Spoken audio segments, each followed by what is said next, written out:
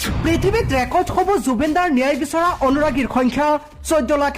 #জাষ্টিস for Zubeen Garg হলেই পৃথিৱীৰ ভিতৰত সামাজিক মাধ্যম ফেচবুকৰ জৰিয়তে তথা ডিজিটেল আন্দোলনৰ জৰিয়তে ন্যায় বিচৰা অনুৰাগীৰ সংখ্যা ফেচবুকৰ জৰিয়তে জাৰা নামৰ এগৰাকী যুৱতীৰ বাবে ন্যায় বিচাৰি পোষ্ট কৰিছিল পৃথিৱীৰ ভিতৰত সৰ্বাধিক লোকে অৰ্থাৎ 13 লাখ লোকে ফেচবুকৰ জৰিয়তে